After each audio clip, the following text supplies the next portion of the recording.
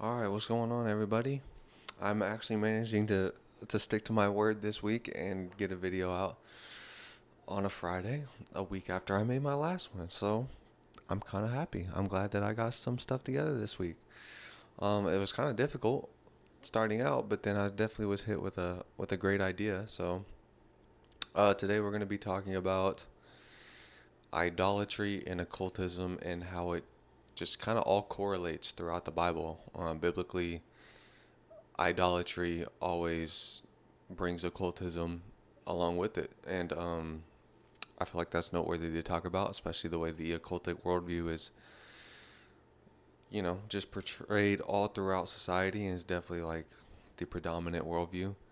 And so I think it's interesting that when we look in the Old Testament specifically, God is constantly condemning the occultic worldview. He's condemning idolatry because, again, they go hand in hand, and it also brings about corruption. And many nations throughout the Old Testament, when we look, we're like, well, why was God taking out this nation or that nation? It was because of their idolatry and occultic practices. And so today I want to give you some examples of that, some examples of why it does corrupt nations. I may go ahead and reveal a little bit about the end times and maybe kind of talk about how it relates to that as well as kind of bring in Lucifer and his agenda, you know, through the worldview and occultism as a whole. When I say occultism, I think I may have explained this a little bit in the last video, but occultism essentially is the worldview of witchcraft. So it's that practice in the worldview that enables the practitioner to use that practice. There's a worldview behind the practice which allows for idolatry and things like that. So we're going to look into that and just kind of just see what the Bible has to say and explain it all. So let's go ahead and get started here. We are in Deuteronomy 18. I think the best way to preface this is to show what God has to say about it. So let's look. 18:10 says, "There shall not be found among you anyone who burns his son or daughter as an offering, anyone who practices divination or tells fortunes or interprets omens, or a sorcerer or a charmer or a medium or a necromancer or one who inquires of the dead. For whoever does these things is an abomination to the Lord, and because of these abominations the Lord your God is driving them out before you. You shall be blameless before the Lord your God, for these nations which you are about to dispossess listen to fortune tellers and to diviners. But as for you, the Lord your God has not allowed you to do this." And if we go to 15, he says, "The Lord your God will raise up for you a prophet like me from among you, from your brothers. It is him you shall listen." So, God's saying, don't listen to the practitioners of the occult. I'm going to bring up a prophet for you to listen to.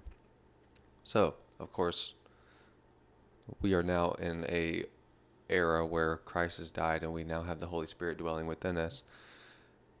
That is who we shall listen to. Let's not listen to the occult practitioners and the occult leaders and the people who practice these things and use this as a source of information for how they live their life and go about things.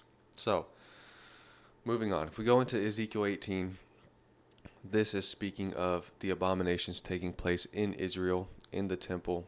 God is giving Ezekiel a vision, and he is showing them what is happening. Because again, these things are done in secret. They're done in the dark. People don't really know this stuff is going on until it is practiced amongst the whole nation. It corrupts from within. It's like just a little cancer cell that eventually spreads, and now you have cancer and you have to get chemo, right? But nobody sees that initial spark. It's the same thing here. That's what occultism does. It infiltrates very discreetly, and then slowly but surely it corrupts a nation. And so Ezekiel is looking, and he sees in the temple, in the house of the Lord, 70 men, the elders of the house of Israel. This is noteworthy right here. The elders of the house of Israel. This means these are the leaders. These are the spiritual leaders of Israel. These are the scribes, the prophets. I mean, these are the ones that the nation as a whole, society, is looking up to, right? Looking to them to advocate and speak to them on behalf of the Lord. And what they are doing, they're standing around, and it says they have a censer in their hand and a smoke of a cloud of incense goes up. I mean, this is an occult practice. I mean, we may not know exactly what they were trying to do in this instance, but each holding a censer and an incense is very much using the occult rituals and practices in order to invoke spirits and to inquire of spirits. So that's what they have going on here. And even here it says in verse 12, Son of man, have you seen what the elders of the house of Israel are doing in the dark, in the room of pictures? For they say, the Lord does not see us. The Lord has forsaken the land. So again, this is in the dark, in the quiet, right? The Lord doesn't see us, what we're doing right now, because for some reason they think that, oh, in the nighttime, God's not watching. Well, like, God's sovereign. He can see what you're doing all the time. So, and then as we go down here to verse 16, and he brought me into the inner court of the house of the Lord, and behold, at the entrance of the temple of the Lord, between the porch and the altar, were about 25 men, with their backs to the temple of the Lord, and their faces toward the east, worshiping the sun toward the east. So again, in the temple of the Lord, they are worshiping the sun. And I think it's interesting here as they quite literally turn their backs on the Lord. So, I mean, right, it's this picture of turning away from God and turning toward the sun to worship it. And I kind of want to talk about the whole idea of worship just briefly real quick, because we think that they are bowing down and, looking at the sun as God, in the same way. And occult practitioners don't look at deities and, things like the sun or the moon. They don't look at it as that in itself is inherently a divine being. They look at it as a symbolic picture of a power source. So when they're worshiping the sun here, it's not technically the sun is our deity. It is what the sun represents, which is light. So essentially it's a form of worshiping the light. And again, in occultism, there's two sides. So there's a dark side and a light side, usually represented by like the sun and the moon, or you know what I mean? Like there's two extremes to things. So when they're worshiping the sun here, they're essentially worshiping the light. They're worshiping the light source because they see it as the good side of witchcraft. I mean, it's not really technically witchcraft in their eyes, but they believe in a power source, right? So it's the good side of this power source that they believe in. And so when we have these pictures, we're thinking, oh, they're bowing down and worshiping and giving praise to something. Well, it's not necessarily what they're doing. They're really just symbolically holding reverence or giving reverence to the sun because it represents light. So essentially, light worship is what this is. Not technically, oh, the sun is God and we're worshiping the sun as God. It's what the sun represents. Because again, the occult is a broad, very just in-depth religion of symbols. All the symbols mean something. So now we go into Hosea 4, and this again I believe is talking about Israel, yes. So it says, my people inquire of a piece of wood, and their walking staffs give them oracles, for a spirit of whoredom has led them astray. And again, I want to talk about this whole idea of whoredom. Many times in the Old Testament, idolatry is looked at as adultery against the Lord. Because again, if we think about the symbolism of marriage throughout the Bible, to be faithful to the Lord is to worship Him and worship Him only, right? If you're in a marriage and you're being faithful, it's your partner that's the only one you're with, right? Same way spiritually, that if we are in relationship with the Lord, He's the only one that we should be in spiritual relationship with. So, to go after false idols, or again, to fall into occultism, into this worldview, God calls it whoredom. Many times he calls Israel a harlot. Again, it's the opposite of a wife. It's a prostitute, right? Again, it's a marriage symbolism here. So instead of being faithful to the Lord, right, they are playing the whore and going after another deity. They're giving reverence to something else. So this is interesting because this whole idea of a prostitute comes into play into Revelation in the end times. And so I might get into that and we'll see. But it'll definitely, if I don't get into it today, it'll be another video. But so many times he's calling them the whore. He's calling them a harlot because they're being unfaithful in spirit. And I think that's very interesting to note because this symbolism is littered throughout the Old Testament and pertains to the end times. So just kind of side note there. But a spirit of whoredom, again, it's a spiritual, it's a spirit, you know, I just think that's interesting to note. So it says, they sacrifice on the tops of mountains and burn offerings on the hills, under oak, poplar, and terebinth, because their shade is good. Therefore your daughters play the whore and your brides commit adultery. And I think that's all I highlighted here. But again, they're inquiring of a piece of wood, right? Again, they're giving, it's not that they're worshiping, always just worshiping false deities as you are God. It is, because what the occult does is they invoke spirits. So they invoke spirits to give them knowledge. So they hold them in reverence as, oh, you're the source of knowledge to me, right? Again, what we show in Deuteronomy is here God raises up someone to listen to. He raises up someone for you to listen to. Again, inherently now it's Jesus Christ, right? It's the Holy Spirit who we shall listen to. And your power, your source of information is where you hold your reverence. So again, the occult don't see it as we're worshiping these deities. They see it as these deities are providing us with information that we can use in our lives for whatever reason they want. Again, the dark side of the occult would use it for very selfish personal gain, and the light side of the occult would use it as beneficial to humanity, right? A very like, humanity is the deity that we need to, I mean, it's not like, again, it's not worship, but it's that humanity is inherently divine, and if we use these practices given to us by these spirits for humanity, we can build a better world. That's the light side of cultic worldview. And again, that's why I warn about this stuff, because people think that, you know, being satanic and all these things encompasses like sacrificing to the devil and like, oh, the devil is God. Again, they don't look at that stuff how we would look at it. It's all symbolic. Again, like Lucifer and Satan are two different ideas in the occult. Satan being this adversary, this ego within yourself, and Lucifer being, you know, this knowledge and this enlightenment that you can achieve. So again, it's two different things. They don't see it as a specific entity necessarily all the time. Again, each occult group may interpret things differently, but again, essentially the same worldview and the same power source is the core belief. So the belief in this power source that can be used for good or bad is the inherent belief in the occult. And by practicing it and using it either for the dark or the light is what you can do. And so it's just this belief in this power source. And, I mean, ultimately the power source comes from Lucifer, because he's the one, and not just Lucifer himself, because again, there's a multitude of fallen angels, and Lucifer is not even his real name, right? Lucifer is a description for a light bearer, a light bringer. And it's the knowledge that they brought when they fell.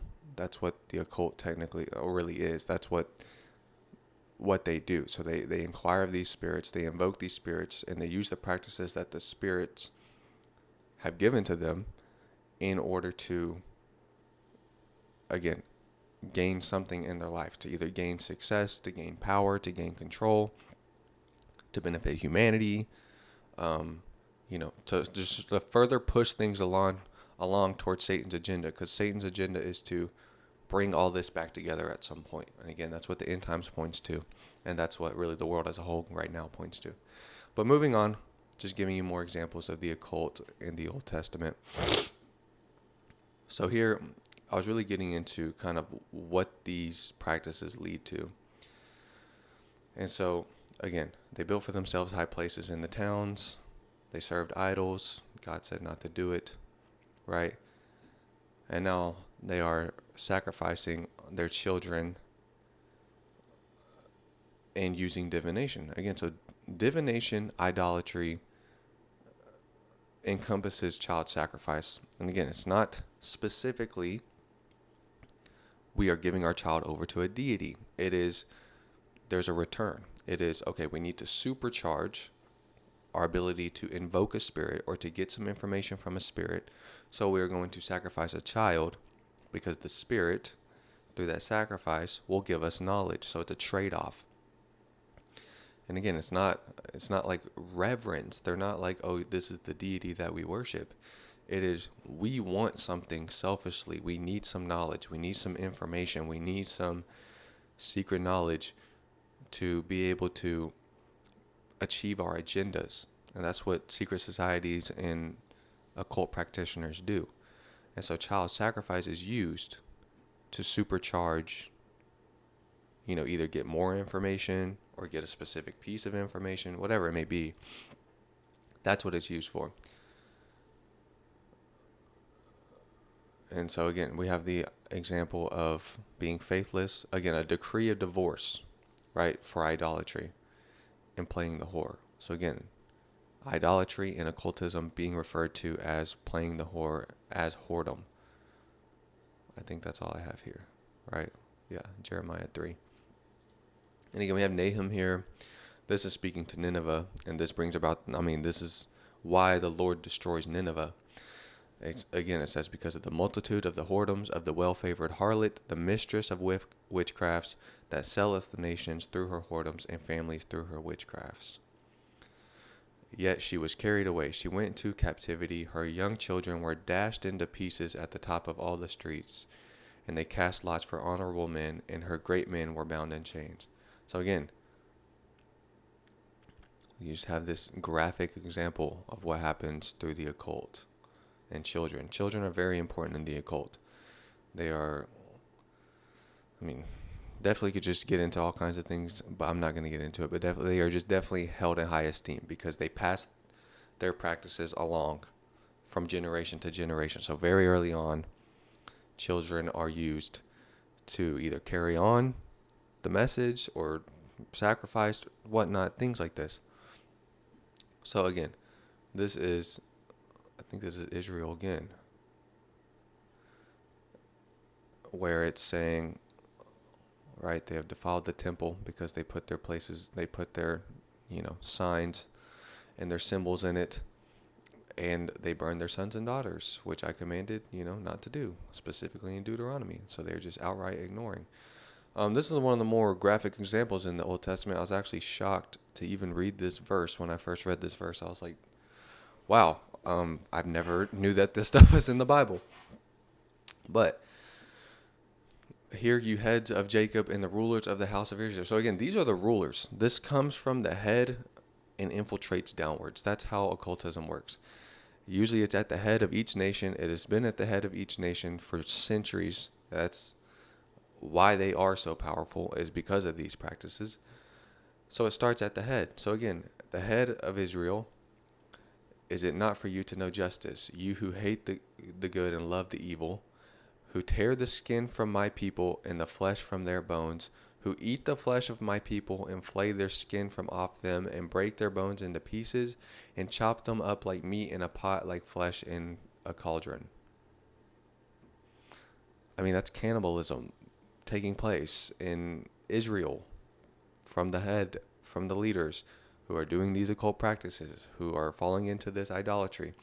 So this spirit, what happens is it just infiltrates slowly. It's a slow little worldview, but by the end, you are doing evil practices in order to gain knowledge. It's almost like a drug addict. Like, you just try it one time, right? And it's not that harmful, but then it slowly degrades your body and your mind and your will until you are just kind of wrapped up in it. And now you're doing, you're taking part in cannibalism before you know it. You know what I mean? So it's just kind of crazy to see that example, because it just kind of shocked me. Like, I never knew that was in the Bible, But God was like just kind of revealing, like, look what these practices do. Look what practices go on, through occultism, through that worldview. And, it's just a warning. Like, we're not to fall into it. And so what's scary now is that worldview is just running rampant in the world, and knowing that these practices are what goes on behind the scenes. This stuff's not going to happen in the streets. It's not going to happen, when you walk out your doorstep, people sacrificing children and eating other people. But this is what's going on behind the scenes in order for their worldview to be portrayed throughout a society. And again, we have another example in Israel of child sacrifice. You sacrifice them to be devoured. were your whoring so small a matter that you slaughtered my children and devoured them or delivered them as an offering of fire to them. And then at the head of every street, they're building, temples and holy places in idolatry. And then Isaiah 57:5, you burn with lust among the oaks, under every green tree, who slaughter your children in the valleys, under the clefts of the rocks. So again, child sacrifice. So, interestingly enough, through occultism, that's magic, being, the worldview of witchcraft, of magic. The power source, again, I have said, is the fallen angels. It's Lucifer. It's eating of the tree of the knowledge of good and evil. And I just want to show real quickly, where this kind of connects and how interesting this is. So when you go to Genesis 3, and this is when Eve was tempted to eat of the fruit, we have the word here, serpent, again, referring to the fallen angel that is in the Garden of Eden here. When we look at this word serpent, where is it at here? I think I passed it. There we go. When we look at the word serpent, again, the inherent interpretation of the word is serpent, snake, image. But when we look at this root word from where this word for serpent comes from, it's very interesting. It's to practice divination. It's occult practices. And it says, even like whispers a magic spell, I believe is one of the translations. Yeah. To whisper. Whispering of soothsayers, right? This is a term for a practitioner of the occult. So whispering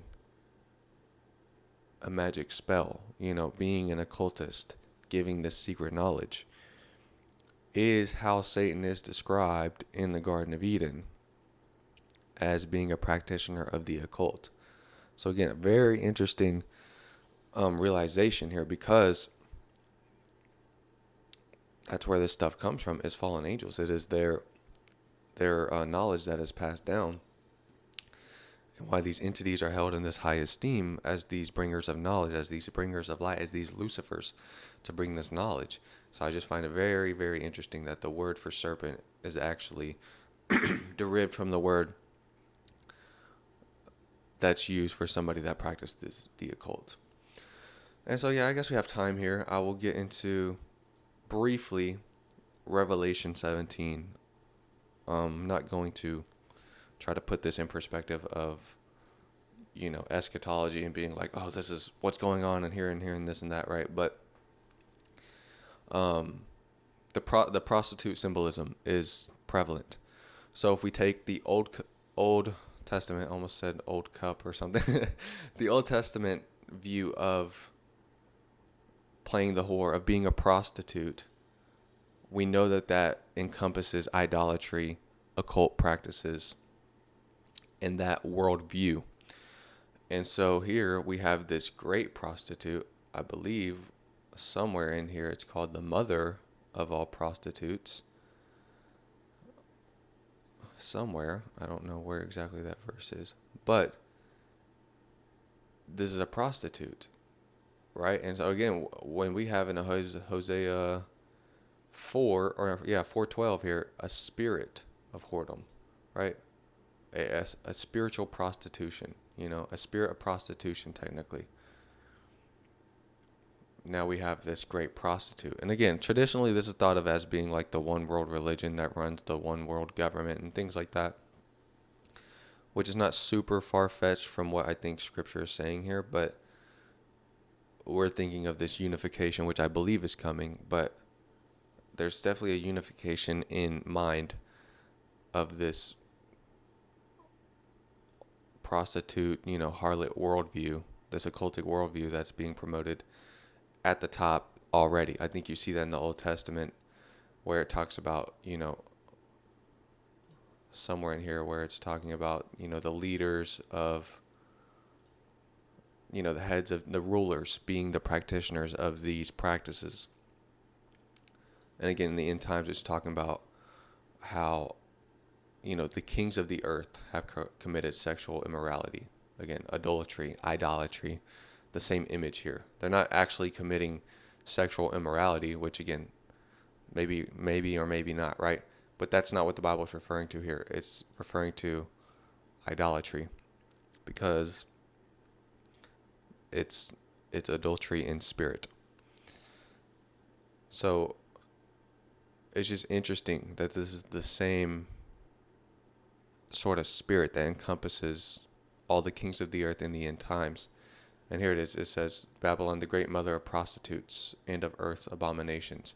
So again, it's calling out this worldview as being the mother of earth's abominations, as if all these evils in the world come from this worldview.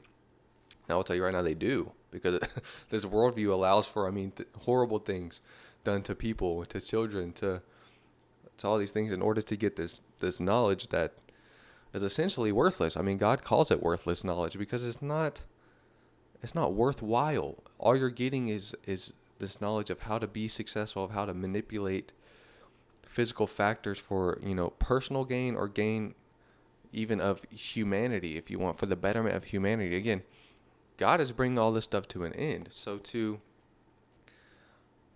try to, better humanity, and let's make humanity the best we can, and to get to this, place where we're, as humanity in this elevated, enlightened state, is foolishness. Like, it's not going to happen. Like, God is coming to bring it, because this is the worldview that's pushing it.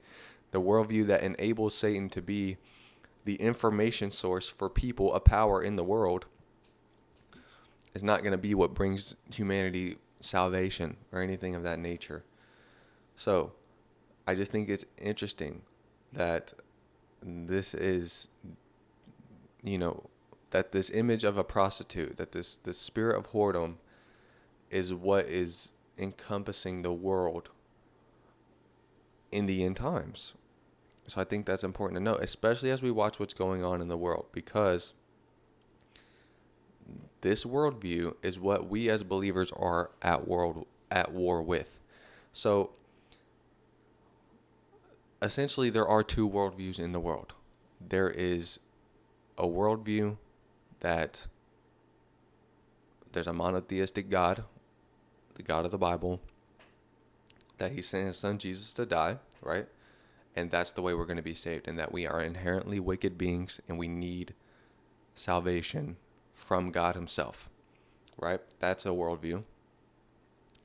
And then there's a worldview that there's a power source in the universe that can be used at will of the user. That worldview is very, very easily snuck into science. It's very easily snuck into religions. It's very easily snuck into any facet of society, because our world is built upon that worldview. It's very difficult to spot many times. It's very easy to get caught up and to think that, using that worldview toward a good purpose is of God or of Jesus Christ, but it's not. Because again, in Christianity, this worldview can be promoted as using God's power, and then there's Satan's power. And that's many times how people fall into the deception, because they believe that, Jesus is the user of the good side of the occult. He's not. He doesn't use occult practices. That's not how it works. His power is not used for selfish gain in any human. In fact, if we are ever doing anything selfishly, we can guarantee that it's not of the Spirit of God, even if it's good. Because if you're selfishly trying to help somebody, you're not doing it out of the kindness of your heart, right? You're not doing it out of love. And this is what I want to talk about here, because Jesus's power, the Spirit of truth, works out of love for others, not love of humanity, not betterment of humanity, not, to push towards some selfish goal, not manipulatively to do something good so that maybe you can get something in return. It's done out of a pure heart of love. in simple, it's just compassion and love for others. So we in spirit are to act out of this love. And if we're ever acting selfishly, and if we're ever acting out of any other place other than the love of Christ and out of compassion and full selflessness, then we know we're operating in the spirit of Christ. If we're doing it oppositely, then we know we are not doing it in the correct spirit. And it's very deceptive because the light side of the occult looks good, and it could even look Christ-like. Again, this is what God talked about when he talked about Antichrist, when he talked about false prophets. He said, many people will come in my name.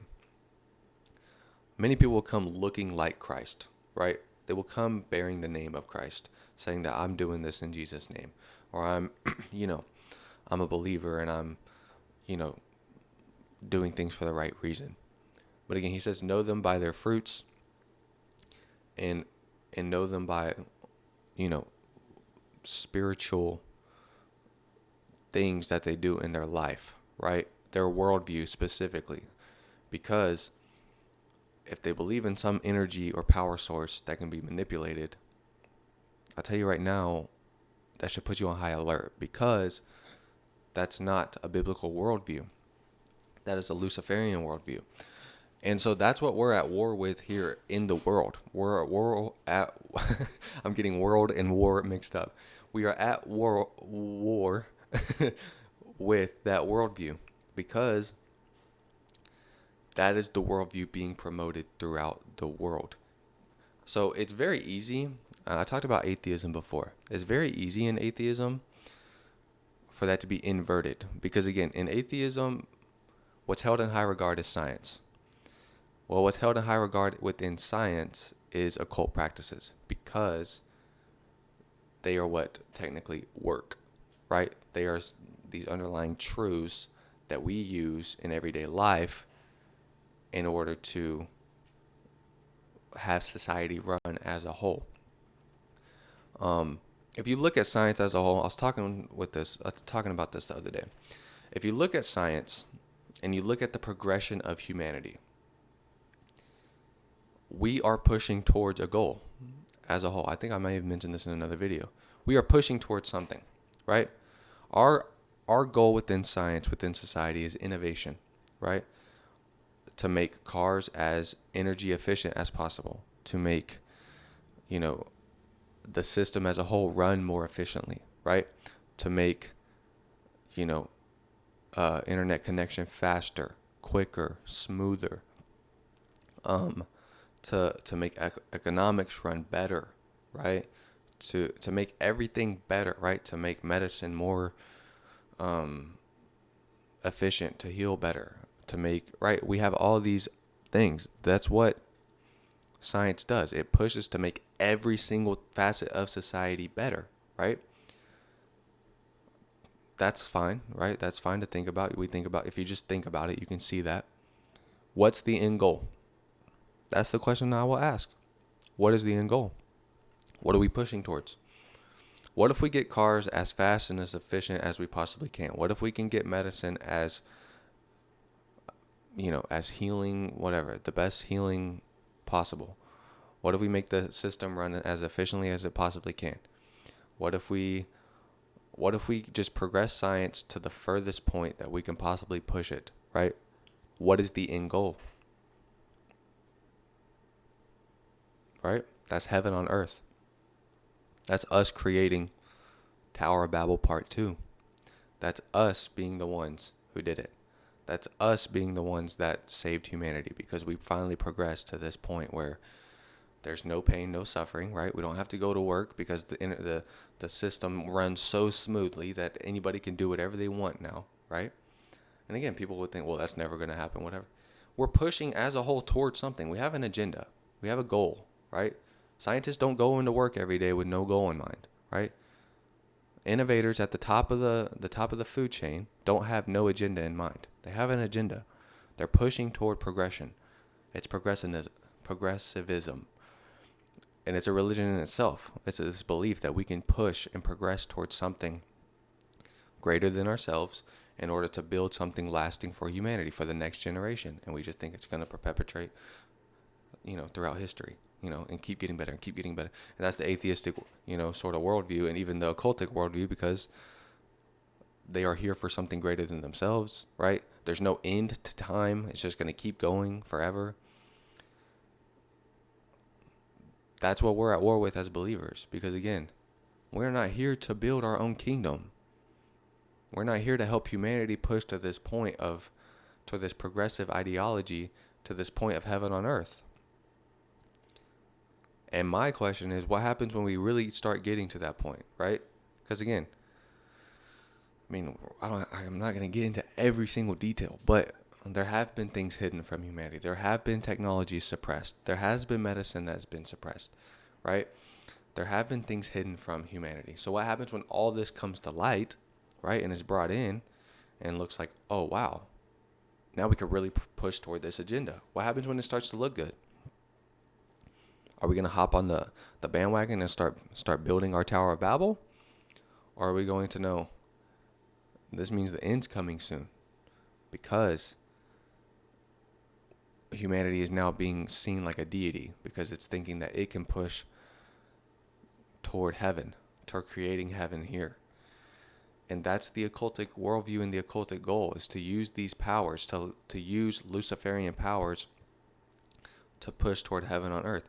It's the same thing that you see in the Tower of Babel.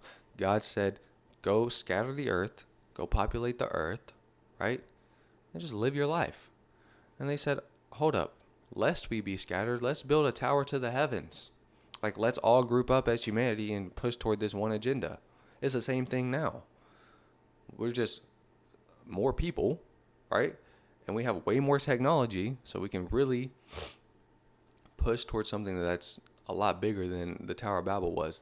But it's 2.0. It's the same thing. It's the same mindset, same worldview being pushed throughout the world. And so again, this is going to come through all facets of society, because it's just progressivism.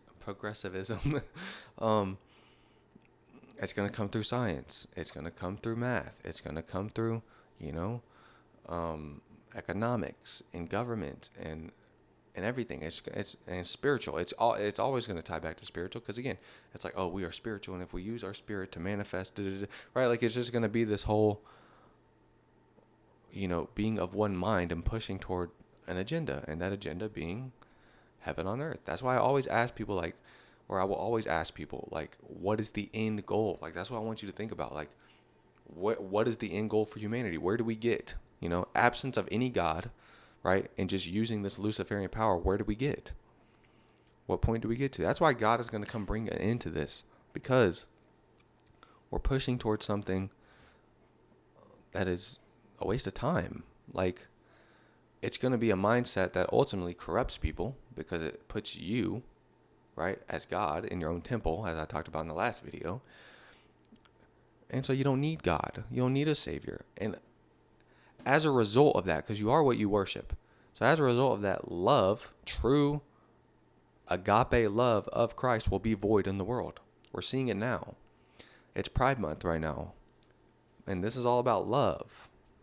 But love is not, you can live whatever lifestyle you want. Love is not, acceptance of every single thing. That's not love. Love is, discipline and selfless, and giving up yourself and giving up your own desires for somebody or something else, right? Anybody in a marriage knows that love is not, I'm just going to accept everything you do. That's how you end up in a garbage marriage, because again, you're not sacrificing for the other person. You have to give up things, right? Not meaning you don't accept the person, but you can't accept everything they do. You're not going to accept if they cheat on you. You're not going to accept if they do wrong to you, if they manipulate you and beat you and abuse you. That's not love, right? So the true love of Christ will not be in the world, because the occultic worldview doesn't believe in that kind of love. That's not the love they believe in knowledge and pushing toward an agenda, right? And it's selflessly putting yourself in this machine and pushing toward a progressive idea and a progressive agenda. That's not what we're here for. You know what I mean? And that's why this world will come to an end, because humanity as a whole will push to some point to where it's like, well, God's just like, all right, y'all think you're our God? Like, I got to come let you know who's really God. Like, I can't let you do this because you're not God. Like, the truth is you're not God. And God's not going to stand by while you blaspheme his name and put yourself in his shoes and totally forsake his principles and his love and push toward, a Luciferian agenda. Like, he's not going to sit by and let you do that because it's not okay. Because it leads to evil practices. Because you may not see these things, right, happening on the open, but they'll definitely, for sure, be happening behind the scenes. They happen now. And I guess I'll kind of bring this in because I want people to realize this stuff is not gone. This is not some like, oh, they used to do this in the Old Testament. This happens now. Like, why do you think their worldview is so prevalent within a society? This is what causes the downfall of nations. This is why Babylon was destroyed. Nineveh was destroyed. Canaanites, that's why they were destroyed. Like, all the Old Testament, like, nations that are being brought down are destroyed because of this worldview. This is why God says in Deuteronomy, he says that the neighboring nations are doing it, right? Where's it at? For these nations which you're about to dispossess, listen to these, fortune tellers and what they do, the occult practices. And he's saying you're about to dispossess them. So this stuff is not gone. And if you see it prevalent within your nation, right? If you see it prevalent within the world, you have to note that it's coming from the head. Because that's where this stuff comes from, the very top of society, and it leaks down. So if that's the practices that are being promoted throughout society, you have to understand that it's coming from the top, right? Because again, you have this information source, right? And if your source of information is promoting a Luciferian agenda and worldview, you know that they are doing these practices. That's just the way it works, right? Because if they're going to push their agenda, they're going to supercharge their, agendas that they want to push through doing wicked things like this and allowing that those spirit will give them the knowledge of how to push their agendas throughout society. The whole idea of like manifestation and things comes from this, because they invoke a spirit, they ask it, what can we do to XYZ? They have their own agendas. And then that spirit will give them information, in return, or in order to get the information, they will do these things. And so again, if you look at America, because again, in America we think, oh, we're this nation built on God and da da da da da. But if occultism is a symbol, if is a religion of symbols, look around at America's symbols. I'll tell you right now, they are inherently occult.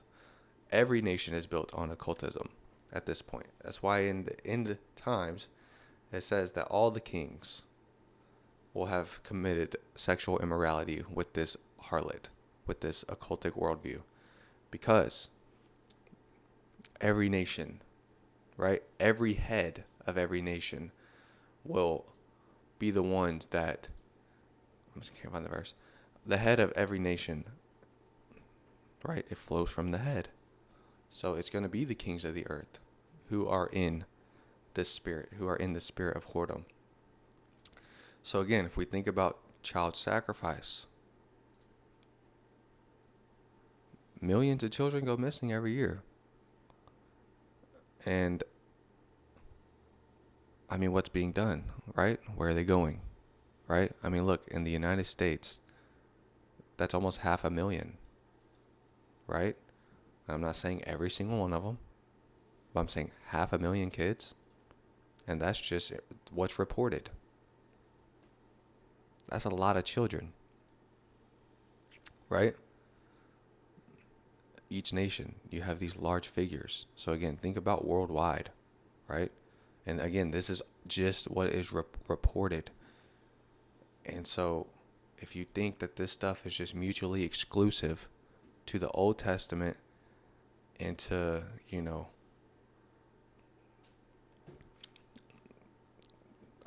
witches that are just hiding out in the woods somewhere. No. The Bible is clear that this stuff comes from the head, right? The heads of Jacob. It was happening in the heads of the house of Israel. God was condemning nations and their kings because they were the ones practicing things. In ancient Egypt, the Pharaoh was a very, very high occultist. He was always held in high regard in occultism. So it comes from the head of nations. And like I said, in America, these practices run rampant. They are promoted currently more than I've ever seen in my, 23 years of living, right? And that's not that long, because that's only 23 years.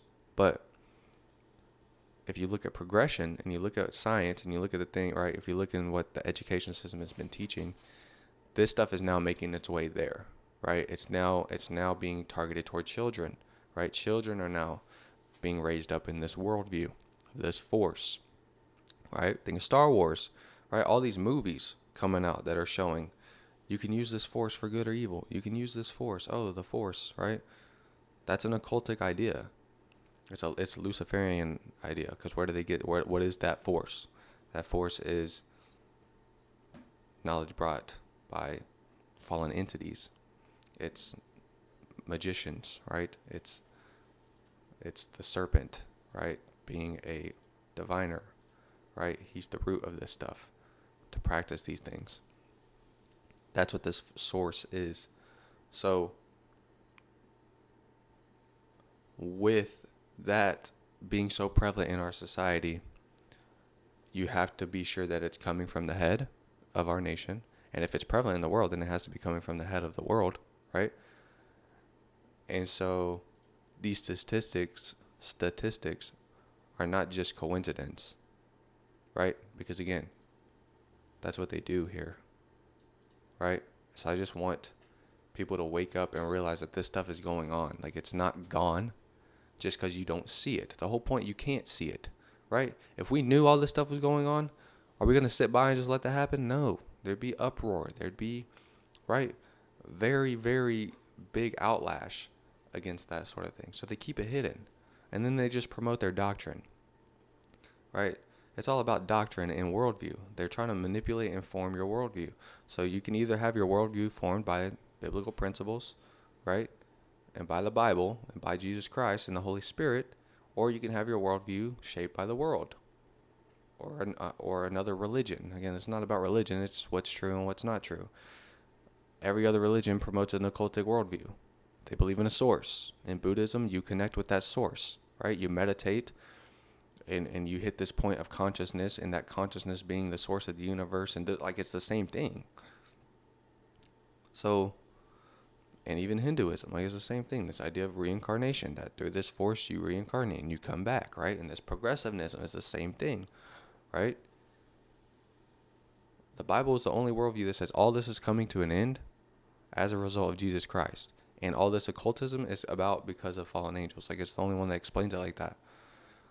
And so again, you can take it as, well, it is what it is, or you can just believe the occultic worldview that this energy source has been there from the beginning, or that there is this,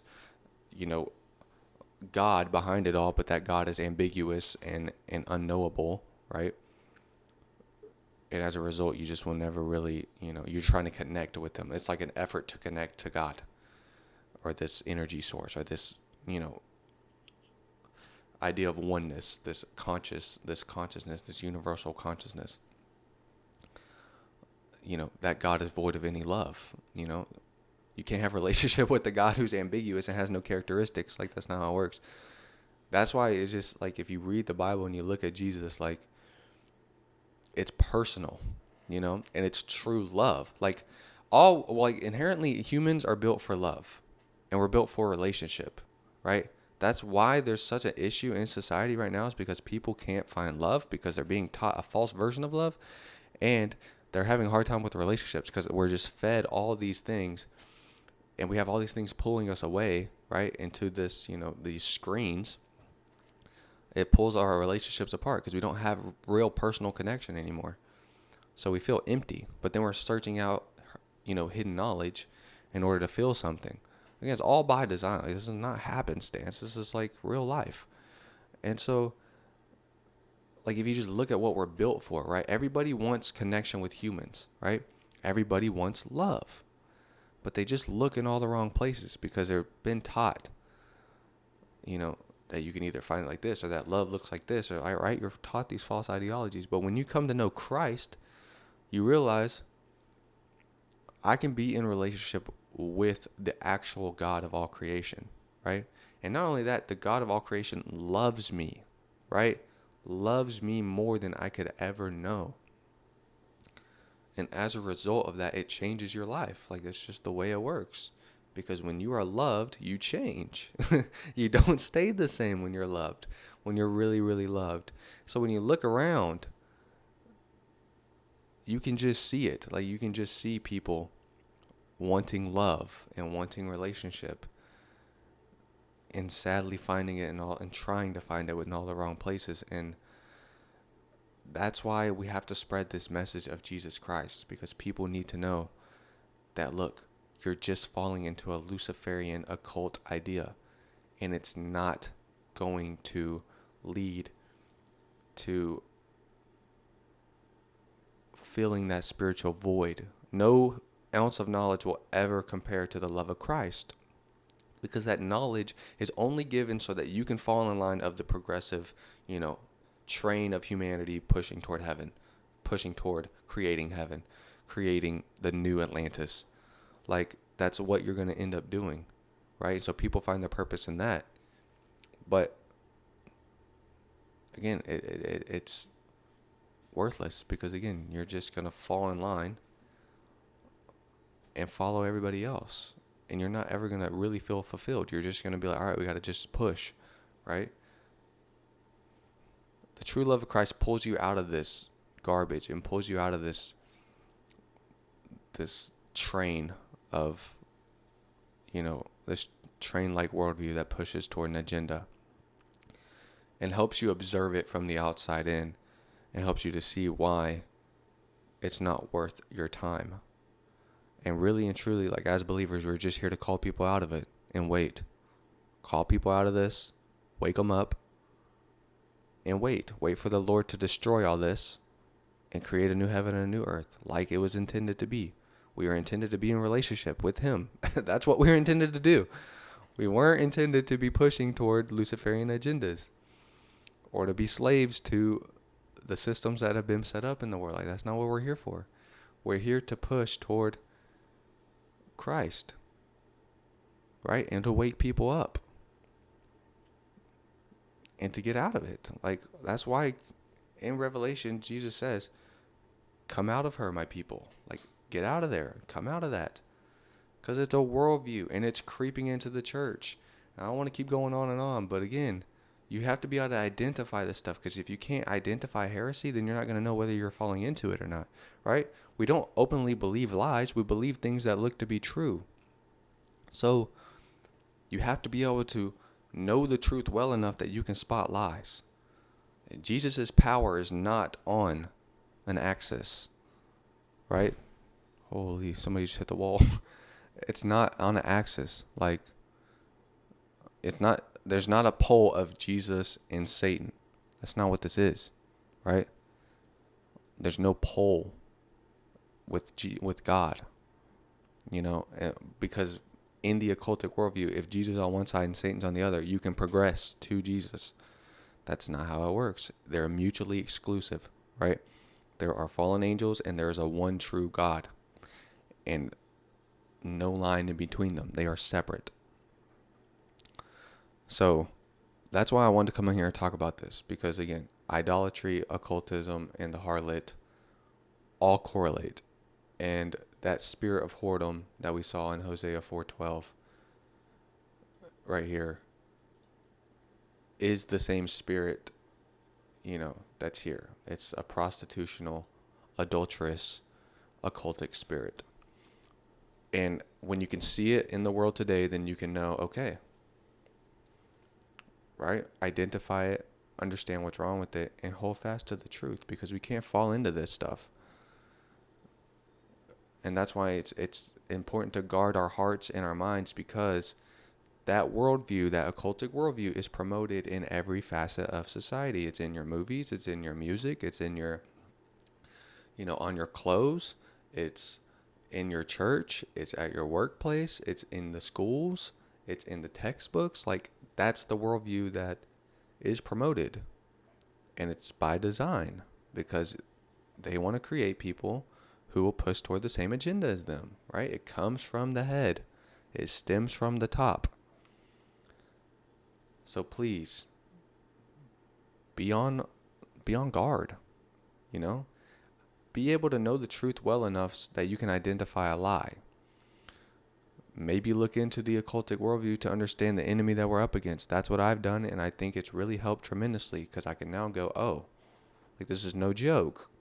And this stuff really is everywhere. When you look at the people who promote the worldview and who've written books about it, these are very, very high people. And even the quotes and things from certain presidents and certain, bankers and the Rothschilds and, like, just high people in high places all promote the same spirituality, the same worldview. So okay, it comes from the head. Anyway, that's all I have this week. Hopefully you can kind of see where I'm coming from, see what we're talking about here. Definitely check out these verses in these books for yourself. We have Ezekiel 8, Deuteronomy 18, Hosea 4, 2 Kings 17, Jeremiah 3, Nahum.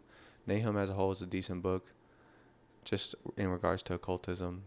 Jeremiah, I would say Jeremiah, Isaiah, Hosea, Ezekiel, a lot of the prophet written books talk about this stuff, because they're calling out the nations and they're calling out what's going on. And so, again, take the time to maybe study this for yourself and see, if you agree with me, or if you, can see it as well. If you're going to dig into occultism and try to look into that, just be on guard.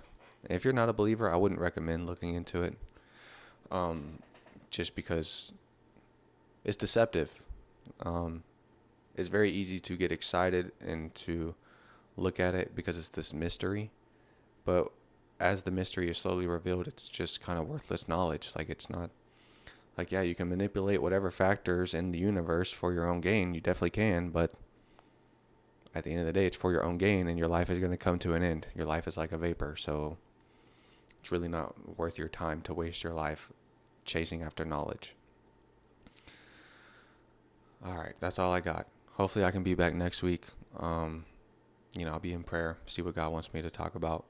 I just kind of felt called to talk about, again, idolatry. I guarantee next week it'll be something on occultism, because that's sort of the theme, and that's the thing I've been, looking into for a little over a year now.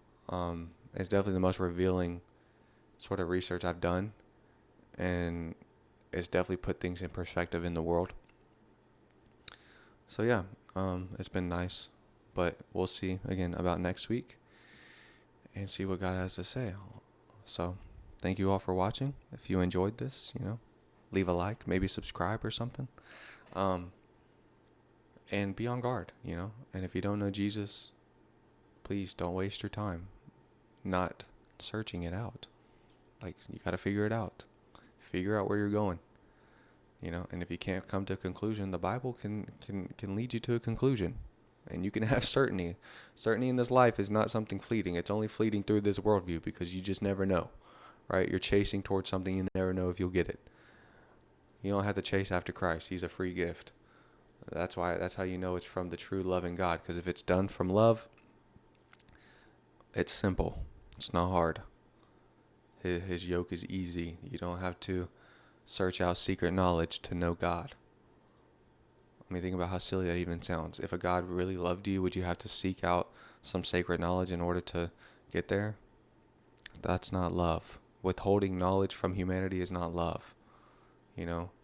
Knowledge of salvation, I should say. Knowledge of how to get back to Him. That doesn't make sense. It's revealed to us very simply. So simple that children can understand it. It's not a mystery like occultism. Anyway, thank you all for watching. I'm out of here. Love you all.